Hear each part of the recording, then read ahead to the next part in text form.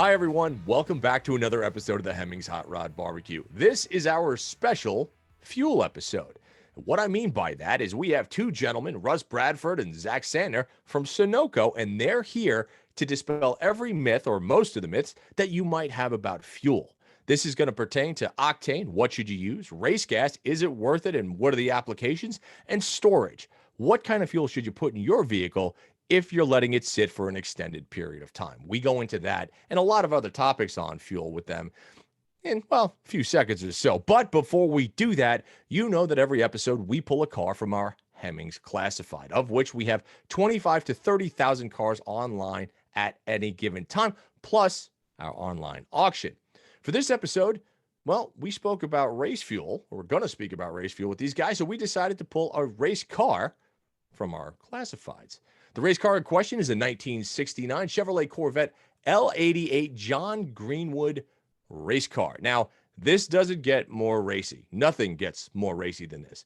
We're talking about an old school Corvette, stars and stripes livery, side pipes, mini lights. This is about as aggressive as they come. And well, we just thought it was perfect for this episode. So guys, take a 2 or 3 second break. We will be right back with the fine folks at Sunoco to talk about fuel for the next 45 minutes to an hour or so.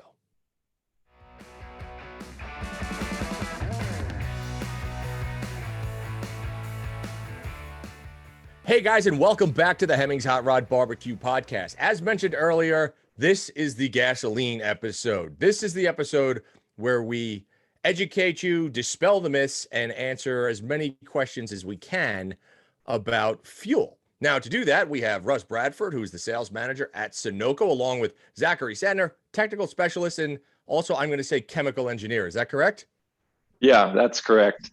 I got my chemical engineering degree at Penn State quite a few years back, for me at least, and been working at Sunoco in the race fuel department ever since, and it's just been a great learning experience and a lot of fun, really. They kind of give me free reign in the lab to whip up any kind of fuel concoctions for R&D. So yeah, it's been pretty fun.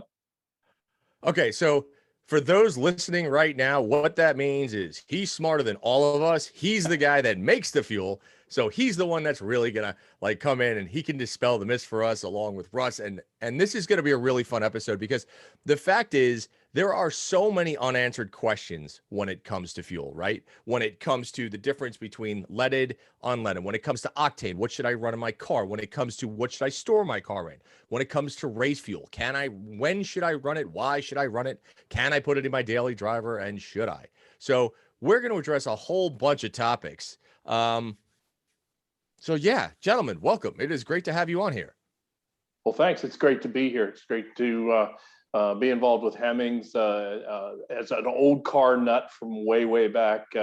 I was just actually talking to somebody the other day and told them I was going to be doing this podcast, and they weren't familiar with Hemmings, and I'm like, well, it's like the Bible for car guys. You got to kind of have it. And I was like, if you're a car guy, you have at least 1 or 2 old Hemmings laying around that to thumb through. So it's great to be here, and be quite honest with you, it's an honor. So appreciate you having us. Totally appreciate that. So, okay, let's start off with a question that everybody always asks, right? If you go on the forums and you say, what octane should I run in my car? Let's talk about what octane is, because I can guarantee you nobody knows like what the ratings stand for, and how you actually know what octane rating you should run in your car. More importantly, why. So I'm going to throw that out to both of you, and either or can answer it because I don't know the answer. Well, I'll tell you what, I'll let Zach tell you more of the technical side of things.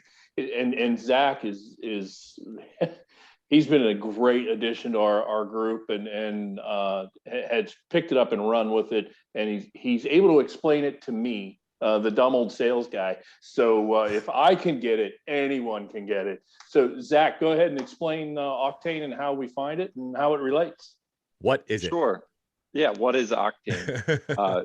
So I guess the quick takeaway would be octane is just a scale for measuring how much heat, how much pressure can we put on this fuel without it auto igniting or spontaneously, just combusting, but it's able to withstand that pressure and wait until the spark plug fires it. So for, a higher compression motor or a higher performance car, you might want to be running higher octane, or it's designed to use higher octane.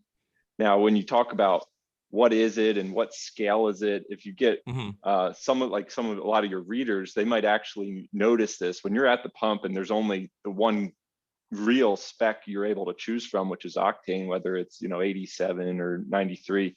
Underneath of it, it says R plus M over 2. And what that's talking about is the research octane number plus the motor octane number divided by 2. So they're taking an average of these two tests. They're ASTM standardized tests, have been around for since the mid 1900s, really. And they are, so there's a knock engine.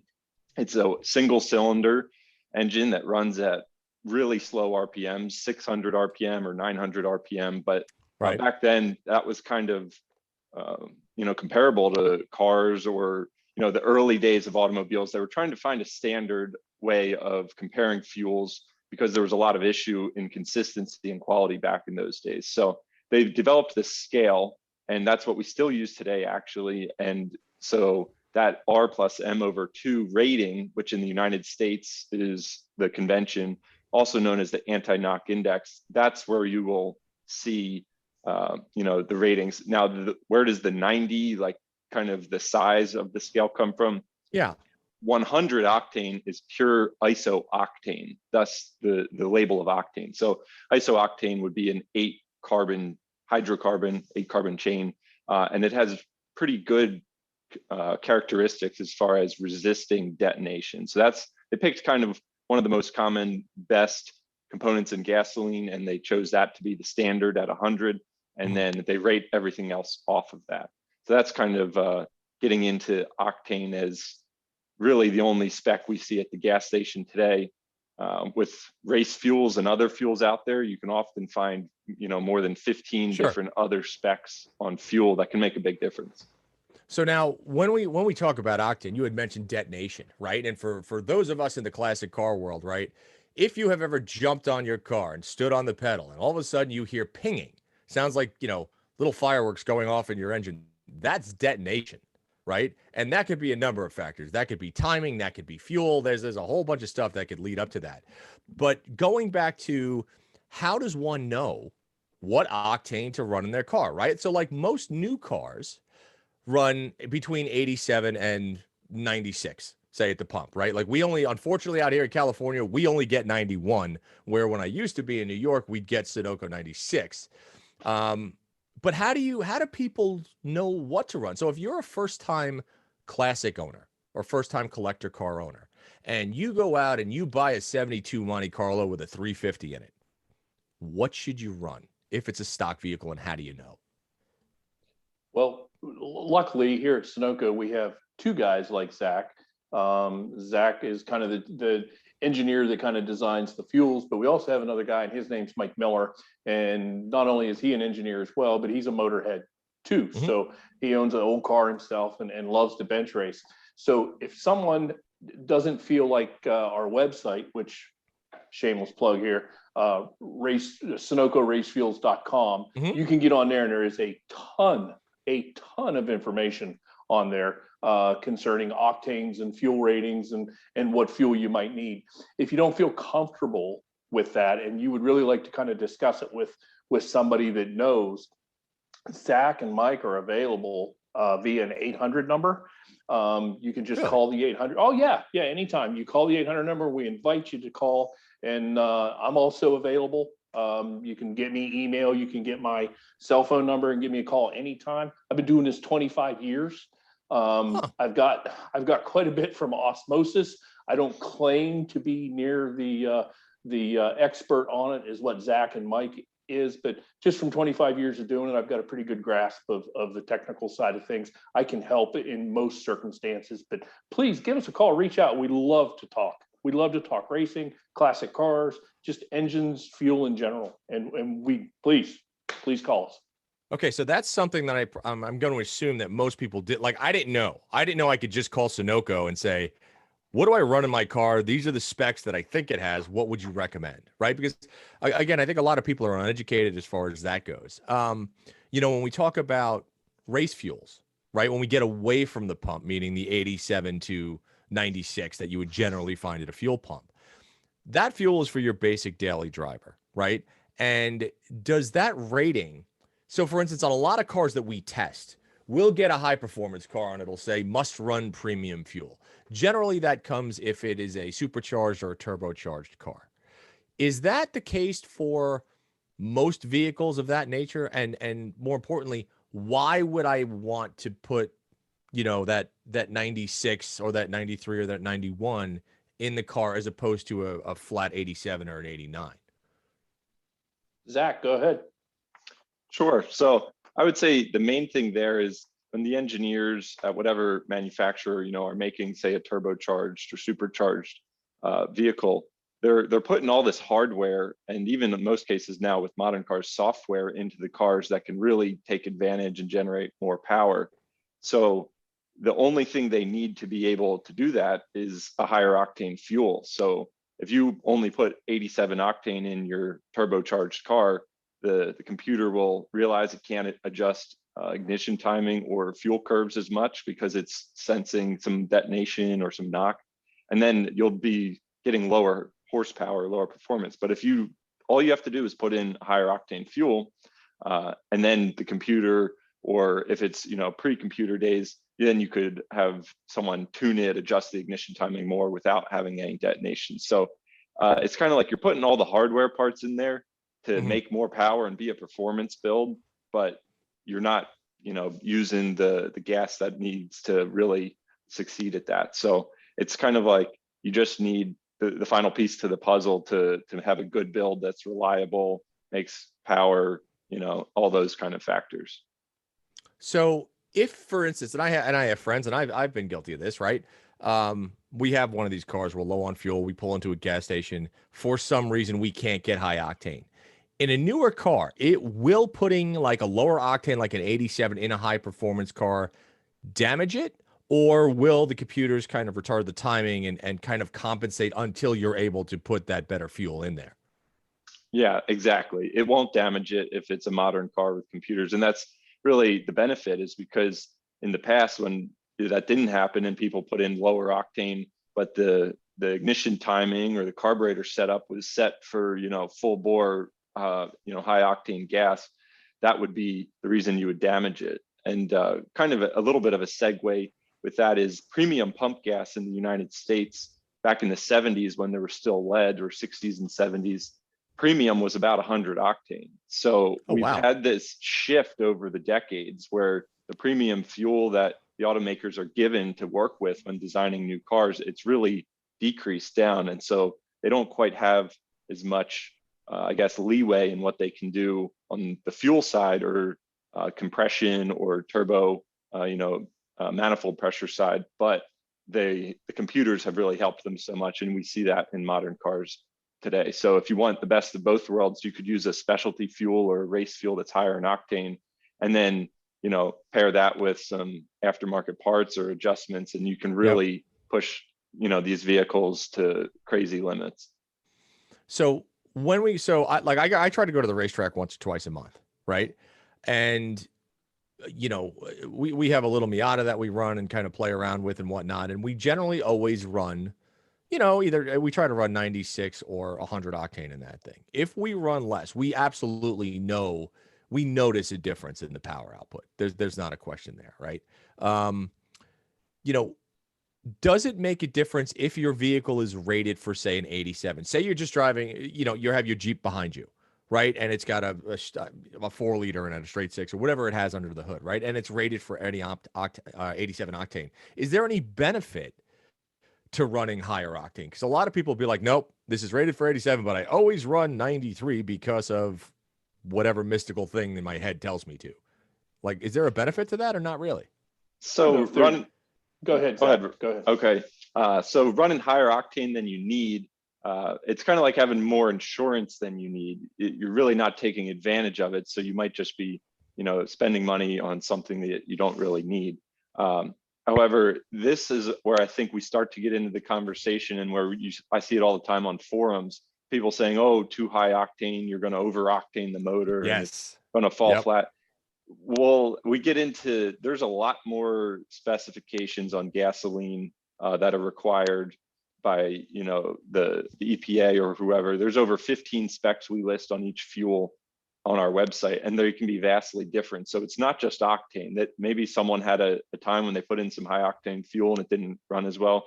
There could be a lot of other variables that could have caused that, but it's hard for the average consumer to know because they're only ever advertised one thing, and that's octane. So that's why we, are here and available through our website or, phone numbers or whatever. We are happy to help talk with people about maybe a better fuel for their application. So that brings up a great point, right? A better fuel for your application, right?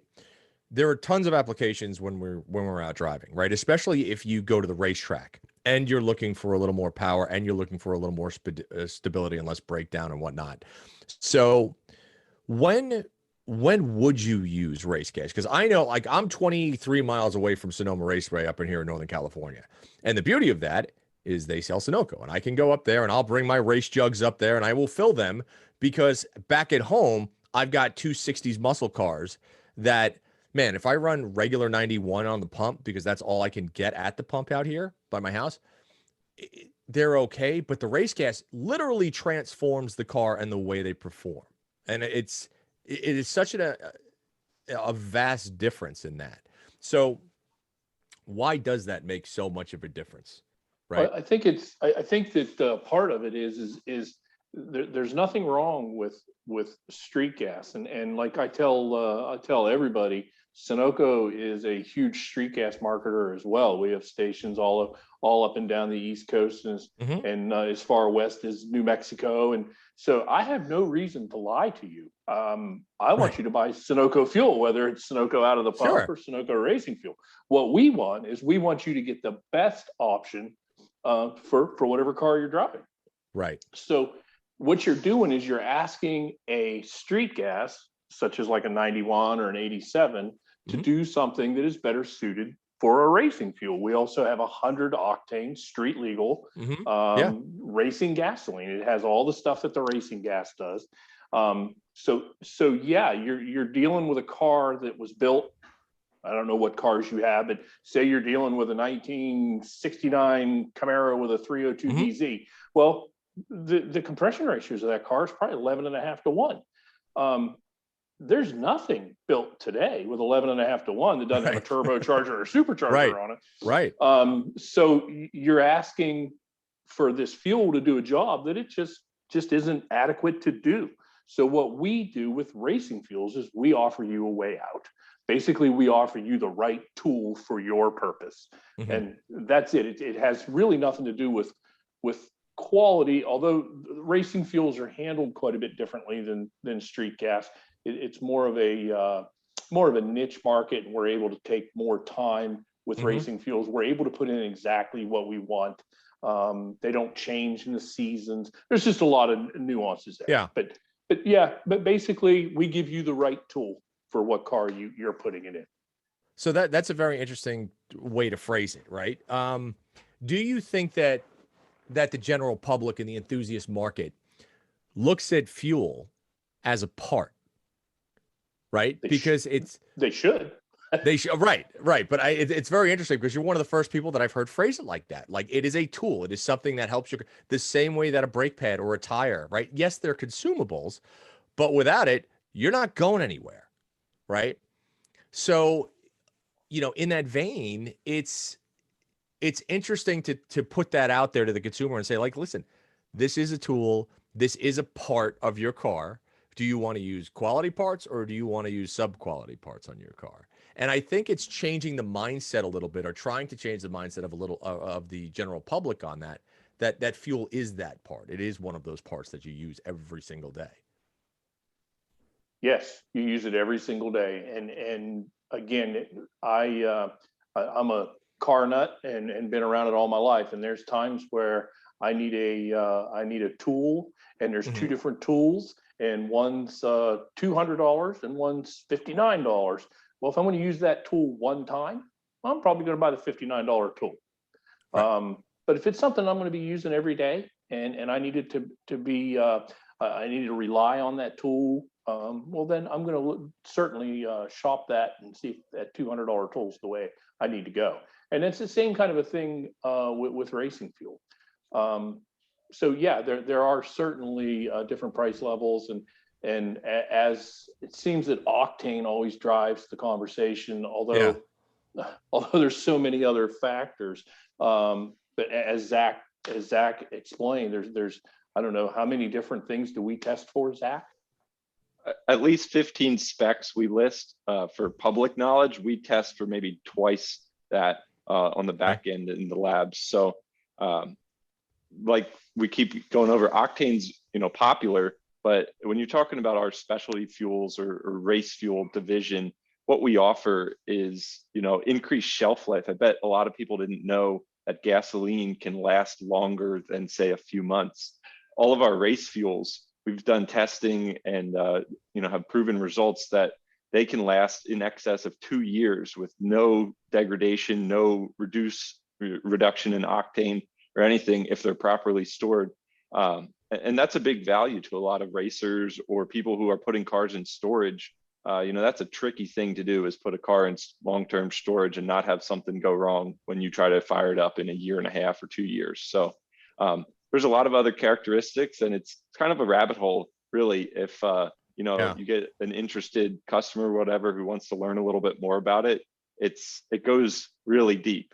But like you're talking about with parts, if you put something quality in and then put it up against the test of time, you'll see the difference there for sure. Whether you clog up all your fuel system with varnish and gum and separation and all the gaskets go bad, or you really just get in, maybe you had to have the battery on a battery tender or whatever and just fire it right up. And we're able to control that because we have dedicated operation.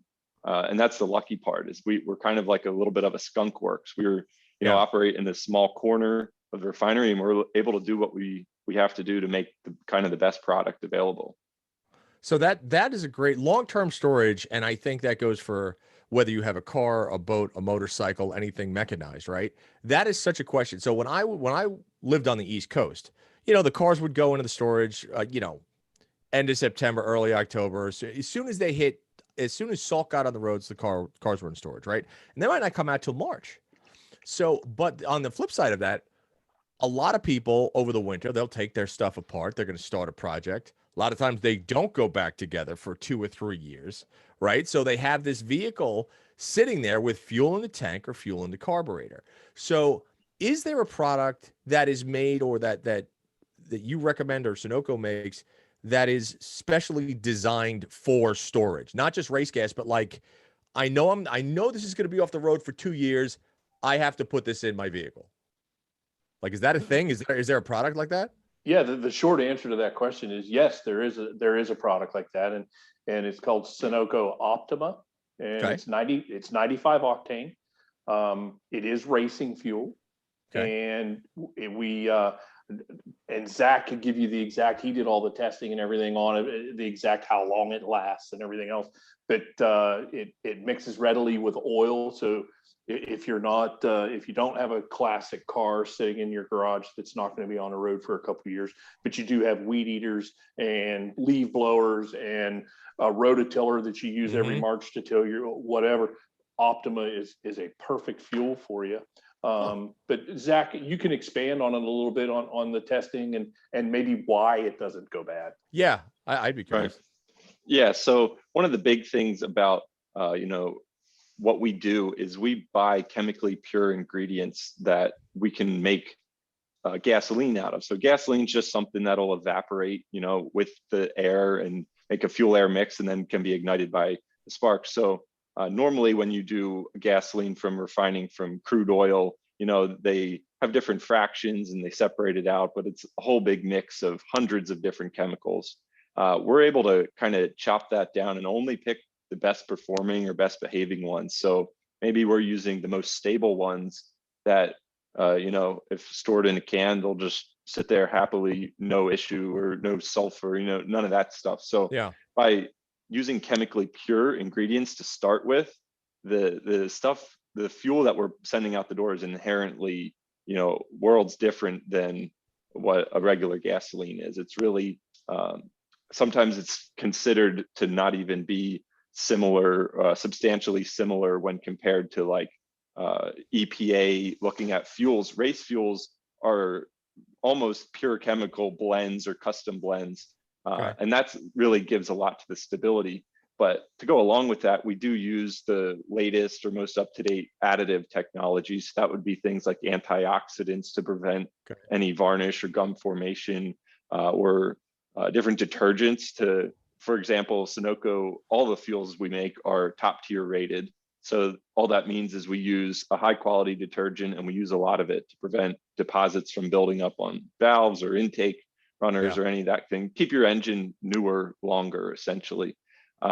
So having all these different tools at our disposal, we can make products that are remarkably stable. And we just recently did a test on our Optima, trying to put it to, through the gauntlet, and it was in a lab where they normally do testing for how soon pump gas can last in storage or whatever. And our fuel was running on a boiling plate with 100-degree or 212-degree Fahrenheit air being blown at it for, I think, 28 days. And the fuel did not have a coloration change. It had no varnish. Those are conditions that should make a normal fuel break down. So we're really able to have, something that's very different but yet works well in, leaf blowers and that kind of stuff. Yeah. It's not for racing your leaf blower. It's just, you don't want this fuel to go bad ever. Yeah. Sure. And that I know my folks out on the East Coast and even myself back then, I would have like my snow blower that wouldn't get, it would be started maybe 3 times a year, and it would sit for 9 months out of the year for the most part. Right. So that application would be solid for something like that. When and as far as project cars and everything else, motorcycles, absolutely. My question is, when we talk about higher octane fuels and we talk about race fuels, why is the cost of a race fuel, like out here in California, fuel's expensive. So why is the cost of a race fuel so much higher than that of a standard road fuel? Well, as Zach touched on, we take only the exact components that we want. We strip out everything that doesn't enhance performance in that fuel. And we only use the absolute best chemicals that we can put in that fuel as well. So not only that, but whether we have a little corner of the refinery, we still have a corner of a refinery. So we've got our own distillation towers. Nothing goes through that but racing fuel or alkylate to make racing fuel. We have tankage, we have all this stuff. In the last number I heard, worldwide, there's about 26 million gallons of racing fuel sold. Now, some people will argue that, say it's a little more, a little less, but let's just use that number for right now. Just to give you an idea, a good convenience store down on a corner of a busy street will do about 1.5 million gallons a year.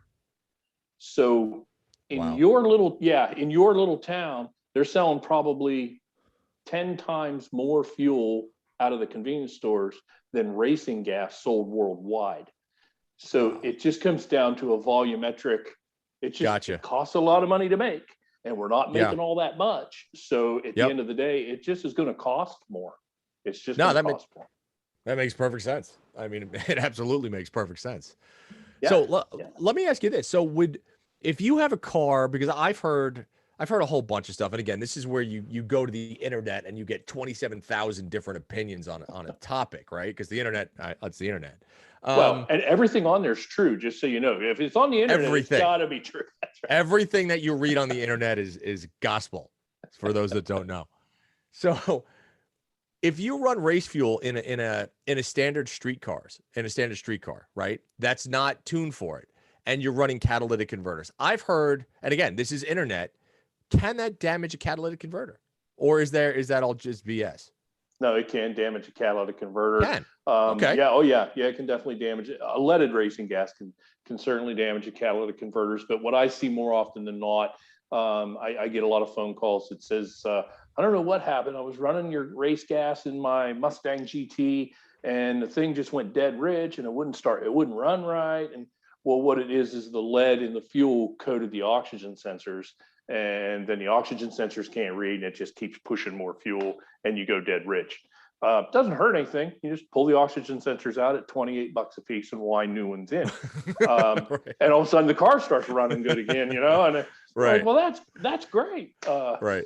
But I'm sure that Zach can explain to you a little bit more on the technical side of things, why lead does plug up the catalytic converters in the newer cars. Zach, go ahead, please. Yeah, so about half of our fuel blends, we have 20 different gasolines currently, and about half of them are leaded still. And that's used because tetraethyl lead is the active form we use. It's very effective at raising the octane. So when we're talking some serious racing compression ratios, 15-1 on a 500 cubic inch V8, they need some high octane. So some of our fuels still have lead in them. And during the combustion process, that lead changes from tetraethyl lead, where it's actually dissolved in the fuels. It gets oxidized, right? Combustion, okay. You're oxidizing fuel, and lead oxides are like a soot. So they can take on different forms. They can be different colors, maybe yellow or tan or gray. But that soot, essentially, as it's being pushed through the exhaust, will coat, like Russ said, oxygen sensors and catalytic converters, which are two devices that rely on interacting with the exhaust gases to change them before they come out the tailpipe. So yeah, for a modern car, you want to stay away from leaded fuels, just because long-term use will damage catalytic converters or whatever. But as far as unleaded fuels, and using a race fuel in a modern car, maybe you don't need it. There's not going to be any issues as far as damaging it because it's too high of octane or anything. The real takeaways you get with a race fuel is they burn more completely because the hydrocarbons are very pure. So there's going to be less deposits. You might notice a smoother idle, something like that. They tend to just go through the system a lot cleaner without leaving behind anything. So you can definitely do it, and some people would do that. Additionally, for racing, we don't put ethanol in some blends. Some blends do have ethanol like street gas, but some have no ethanol. So a lot of times we get customers calling in, and that's all they're really after is the non-ethanol side of things.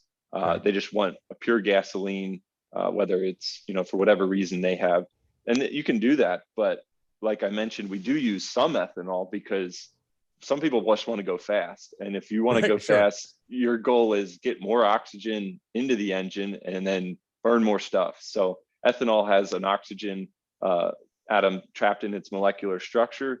And so using something like, low ethanol blends like an E10 or E15 is common. That's most pump gas. But, then you can really amp it up if you go to E85, something like that. And that's why you see a lot of those power increases when people use high ethanol fuels. So I think a lot of people tend to make it more difficult than it is. An internal combustion engine is nothing more than an air pump, and that's it. The more air you push through it, the more horsepower you're going to get. Right. So if I can add air in the fuel side of the equation before I'm bringing air in through whatever method, whether it's a MAFS airflow or a carburetor or whatever, that means I can make more horsepower at the back end of that thing. So I know that ethanol kind of sometimes gets a bad rap, but it carries a lot of oxygen, and it's a great oxygenant for fuels, which is one of the reasons why we use it. So I get a lot of people calling me, I don't want oxygen. I don't want ethanol in my fuel. Well, before you make up your mind, let me tell you the benefits that you're getting by putting ethanol in the fuel. And it's funny, you have that conversation, and by the end of the conversation, that person's like, well, maybe I do want to look at this ethanol blend, Right.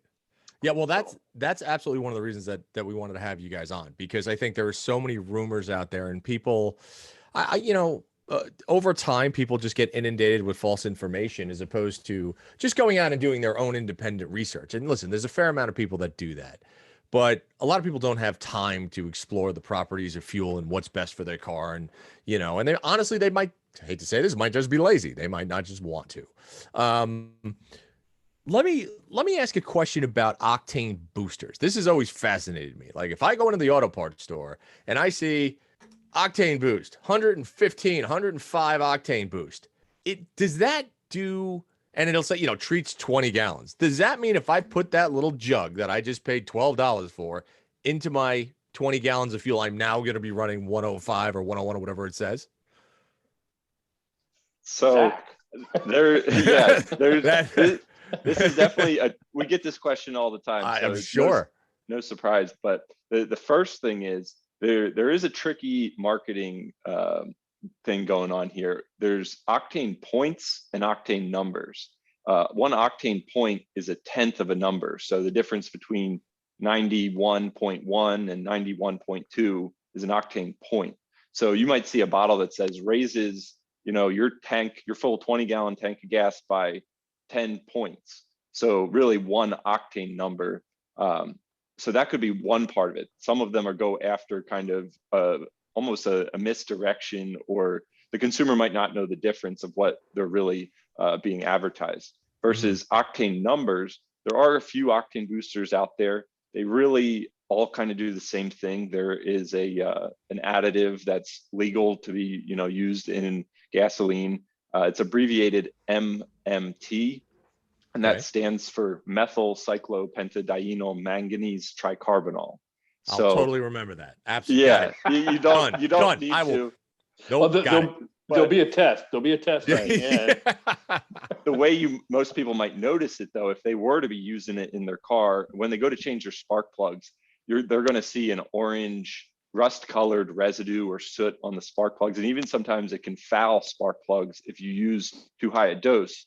And so that's one thing you do have to be careful about with using those type of octane boosters. They're kind of doing an end around to get the octane number up really high without changing any other factors of the fuel. So the fuel, sometimes you can get pretty decent higher octane. The testing we've done seen they kind of level out around 105 octane. It's hard for that chemical to push pump gas any higher than that. And so if that's what you need for your application, maybe you could try it, but at the end of the day, you're still going to have a pump fuel that has, dissolved varnishes and really high boiling point hydrocarbons that aren't going to want to burn all the way and might leave some deposits behind and not be a very consistent blend, from fill up to fill up. Like Russ was mentioning, the amount of gas that goes through gas stations is crazy. So huge. They might be getting a new tractor trailer load every single day or multiple loads a day. So if you were, just in the shop tuning your car, whether with a computer or carburetor, making adjustments, and you fill up and it's running real good, and then the next week you go back, the gas could have a totally different composition as far as what its exact air fuel ratio is. I know, everyone on the internet, you talks about, 14.7 is the optimal one for gasoline. Right. It is, but it's also a huge range, and it's accepted as that's kind of like the average. But if you want to get specific and concise and repeatable results, you can skip the gas station or trying to put in octane booster additives, because you're not going to be able to hold any kind of consistent, performance by doing that. Okay. And if I'm not mistaken, MMT, and Zach, please correct me if I'm wrong here. MMT is very light sensitive, correct, to ultraviolet light?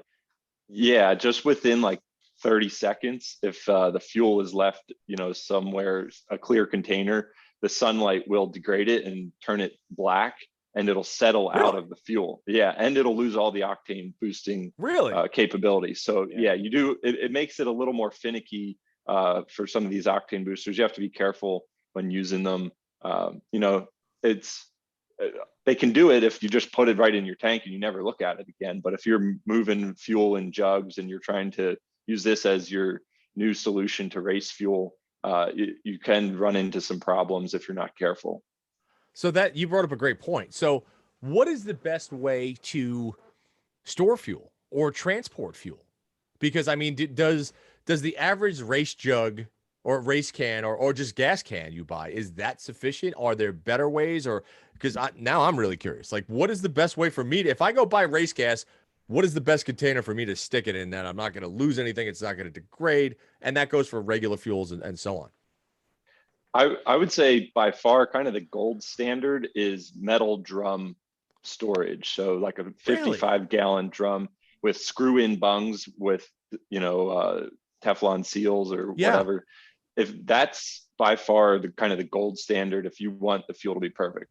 Now, with that being said, who's going to be hauling drums of fuel, to every race just for a couple passes? So there are cases. But if you have some in your garage, drum storage is great. It'll block all the sun. It's a sturdy container that as the temperatures fluctuate, it won't allow any of the, the fumes or vapors to escape inside. And then you take the cap off or the bung out and then fill your jug or 5-gallon can or whatever, and then seal up the drum again. But then when you go to the track, I guess the main thing would be keep it out of sunlight. Sunlight can do funny things to leaded fuels as well. And then also extreme heat, the higher the temperature, the more pressure will be building up. And that pressure is, you've boiled some of the hydrocarbons. And when you take the cap off and you see the vapor lines going when you're pouring it in, that's fuel that's evaporating off, and the fuel's slightly changing every time that happens. So it's ideal to keep the fuel in a cool spot where it's not going to be off gassing, and then also out of sunlight. So there's a variety of ways. Metal containers are a little better at that, but we understand, a lot of times the plastic containers are a little more convenient for fuel transporting. So that's fine if it's a weekend trip or weekend at the track, but longer term, kind of gold standard is drum storage. Okay, so now I know the answer to when I go to buy your gas. I generally get it in the 5-gallon, drums that I buy at the up at the track, and I can bring that home. Now I know the answer why it's in that steel drum, which I never knew before. So thank you for that. So what is the most common question y'all get asked about fuel? Like, is there one common question that said, Russ, Zach, this is what I need to know. What is that? If I put this in my car, will I go faster? That's the question I get every time. And the stock answer is no, it's not going to make your car go any faster. The hardware parts makes your car go faster. I sell you the product to make the hardware parts work. So if you go and I remember I had somebody a few years ago call me, and they built this twin turbo, I think it was a Celica, and they were running, 38 pounds of boost, and they couldn't keep the head gaskets in it, and they were getting all kinds of detonation, and they couldn't run a leaded product. They had to run an unleaded product because of the oxygen sensors.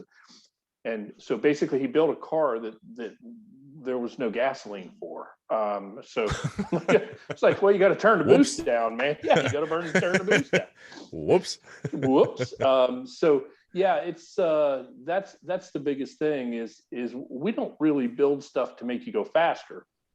You build stuff to go faster, and we give you the tool to make everything work.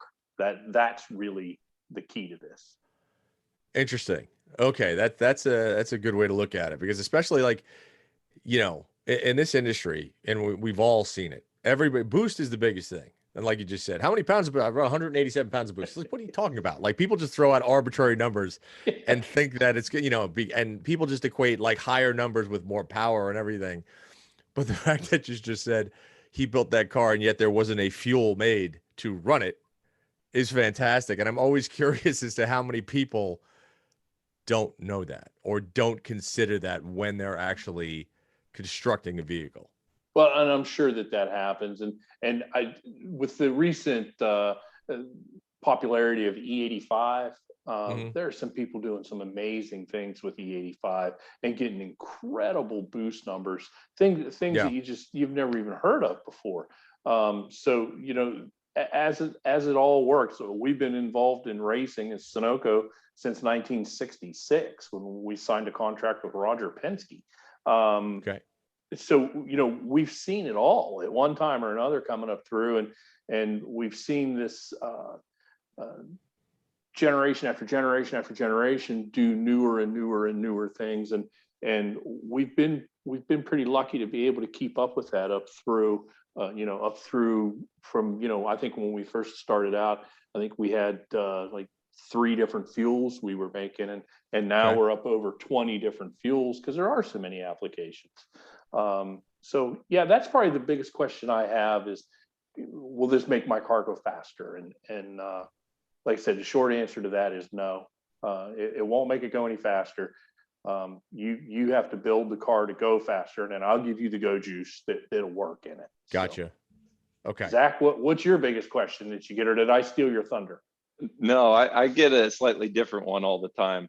And that would be people call in and say, oh, well, this fuel's from last year. Should I just like put it in the lawnmower or something? It's been in my garage, in its can or whatever, but it's Sure. probably no good anymore, right? And what I tell them, it's kind of like, no, don't do that. That would be like putting Mobil 1 in your lawnmower because, you felt like after 2,000-3,000 miles in your car, it was no longer doing its job. Right. The race fuels are remarkably stable. Like, we say a couple of years or whatever on the website, but we get people call in and say like, hey, my dad was a muscle car gearhead, and we're going through his garage and this stuff has been sitting for 10 years. Actually, we tried to start the car and it started right up, and we came to find out he had, his old race gas from doing the drag racing, still in it. So that's probably the biggest thing is people get worried that, oh, it's a little bit old, it's a couple months old, it must be bad. So that's my, big thing is I have to convince them that it's not bad.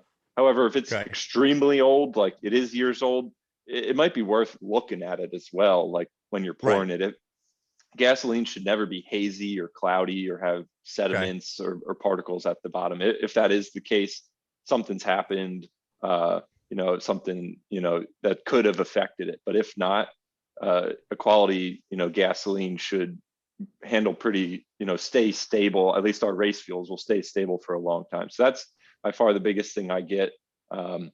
However, there is one thing I would like to say is that if you were to leave the cap off of gasoline, when stuff evaporates off, eventually will be left with a kind of stale chemical or mixture that it'll still burn if, it's hot enough or whatever. But if it's a cold day, you might have a lot of hard time starting it just because there's no vapors to evaporate, easily and get the engine started. So a big thing, and we've kind of touched on a little bit, is having a different type of gasoline. There are some dedicated channels that we distribute the fuel through. So, different kind of customers that help get it out there across the country. So it should be treated a little bit differently. So you just have to make sure it's, in a airtight container and that kind of thing. But that's by far the biggest thing. People think it went bad on them, or they want to search for a date of when it was made. And to me, as long as it, it wasn't, over 4 or 5 years or something, if it's relatively recent, the chances are it's still in great shape. Still fine. Yep. Okay. So now, as far as the Optimum fuel, where do people find that? Because I didn't know that like, I'm stoked because like I said, I have so my Wagoneer right now, I'm getting ready to do an engine swap in that. That is not going to take place for at least a year. So if I want to throw Optimum, where do I buy that? Where can I find that? Actually, we have fuel distribution all over the world, but pretty much anywhere you're at in the United States, you can find Sunoco race fuels in your area. That's probably another one of the biggest questions I get, or statements I get is, I'd love to run your fuel, but it's not can't here. find it.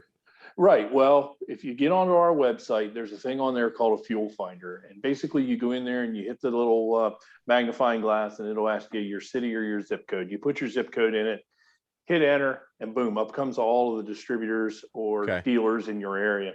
You're actually in Northern California, and you've got dealers all over your area. Oh, yeah. There. Yeah, they're everywhere. There are times where people are, maybe 20 or 30 miles from their nearest dealer. Sure. So we have an option for that as well. We do have an e-commerce site that you can order it online and it'll ship right to your door. So so we have all the options available for you to be able to get that. but yeah, that's again, our website is full of information. It's unbelievable how much information's on there. But again, if it's something that you don't want to tinker around on the internet, or you're not comfortable with that 800 number, give us a call. We'll be more than happy to direct you to your nearest distributor. That's not a problem at all. Okay, perfect. All right, so gentlemen, we are coming up on time, but I have a final question that I need to ask. Why does race fuel smell so damn good? That's the only reason why I run it in my weed eater. When I'm out on the back hill running the weed eater. Why does it smell so amazing? Zach, that's a chemical question. Zach, that's got you all over it, man. Yep. Yeah. So one of the big things is, like Russ mentioned, we do have a distillation tower, and the stuff we're running through there is called alkylate. It's essentially kind of the best stuff that a real large scale refinery can make, and it'll come out at maybe 93, 94 octane. Well, we'll refine it, and alkylate is the alkylation process, is the process of combining essentially two smaller hydrocarbons to make a longer chain one. And what they're after is making isooctane, like we've talked about. So an 8-carbon hydrocarbon, and that is where you will find. So what we run through our distillation tower has a really high percentage of that, and then what we get out of it is kind of our starting point or building block for blending all of our different products, and then also blending in, like I mentioned, chemically pure components that we buy.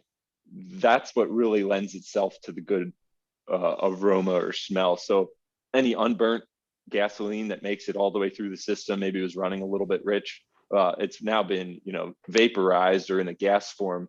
But isooctane and a lot of these pure chemicals we use have sweet odors, fruity odors sometimes, and then also aromatic hydrocarbons. They'll really, your nose can pick them up with the way other aromatic fragrances and stuff are detected. So that's really the main thing, is a really high percentage of octane or isooctane that's found in race fuels. And then when it's you're smelling the fumes, it smells a lot different, because when I'm in the lab and pouring isooctane back and forth, it just smells like that all the time. And that's amazing. Kind of fun. Yeah, it's kind of funny. All the technicians that are blending up the fuel, it doesn't give you a headache or anything. But when someone brings in a pump gas sample, they start complaining like, "Oh my God, it stinks so bad," and you're giving me a headache and stuff like that. But yeah, race fuel, that's people pick up on that a lot as well. Is it smells different. You can tell who's running race fuel when you're at the track and who's not. So that's probably the biggest thing. I always feel like if a cosmetics company jumped on that and made like a perfume for race fuel, guys would just be all over it. Like they just, or a cologne, they'd be like, "This is the best thing ever." Like all they'd have to do is bottle that scent and bacon, and like it'd be over. It'd be amazing. Yeah, we actually did a promotion on that a few years ago. I don't know if you remember the commercials were all over TV. It was called Burnt Rubert, and it was a perfume. It was a cologne that was supposed to smell a little bit like burning rubber. I don't know if it did or not. But anyways, we did that, but that's probably not a bad move. We probably should do that race gas cologne. I guarantee you all sell out of it. No question. So, okay. So where can everybody go? What is the website? Where can they go? If you have a phone number, where can the public find the answers to the questions they have about Sunoco, about fuel in general, anything and everything we talked about today? The website is www.sunocoracefuels.com. And our 800 number is 800-722-3427. That's 800 race gas is basically what the number is. So that's easy to remember. When you call into the office, and again, our office is somewhat staffed with the COVID-19. We're working on new on getting people back in. But if you call that number, even if someone doesn't answer, please leave a message. That'll either go. Most of the times that'll come to me, and then I'll give them a call and direct them to where they need to go. But once everything kind of gets calmed down here with this COVID, we get everybody back in the office full time. There's a good chance that if you call that number and you have a fuel question, you'll be talking with Zach. That's who. Oh, great. Yeah. Yep. So, and we invite, even if it's just you think it's a dumb question, please call us. And I would say as well, check your local resources. We're partnered with over 300 different racetracks in the United States. Mm-hmm. Our fuel is all over the place if you really just look for it. So, and we have, large distributors throughout the country as well that can help, supply any amount, whether it's 5 gallons or you're buying hundreds of gallons for some other, you're running your own race series or something. So, yeah, we can be found, and there's a few, easy, our website and phone number will get you, on the right track. All right, fantastic. Well, Russ, Zach, thank you so much for coming on the Hot Rod Barbecue. To the audience, you have no excuse now. You have no excuse for misinformation, because now you know who to call. You know the website to go to, and you will get the answers that you need. And this way you don't have to sit there and like falsely bench race with your buddies about what you think you know, as opposed to if you just tell them, well, I spoke to Russ, or I spoke to Zach, or I went to the Sunoco website, you will actually know. So, gentlemen, thank you for coming on. And I have a feeling we're going to have you back at some point, because I think there's a lot more stuff we're going to talk about in the future when it comes to fuel. Oh, we didn't even touch any of the history of Sunoco and how long we've been involved in racing. And there's a million stories we could go through there. But yeah, I certainly appreciate you having us on. It was a fun time, and be honest with you, the hour went really quick. Always does. Always does. All right, gentlemen, thank you, and we will talk to you soon. Thanks, Mike. Thanks, Mike. Thanks for listening, folks. And again, please subscribe to the Hot Rod Barbecue podcast. If you're on Spotify, check us out there. Subscribe to it on iTunes. And if you are going to go to YouTube, make sure you go to the Hot Rod Barbecue podcast and hit that subscribe button, and we'll come to you every week.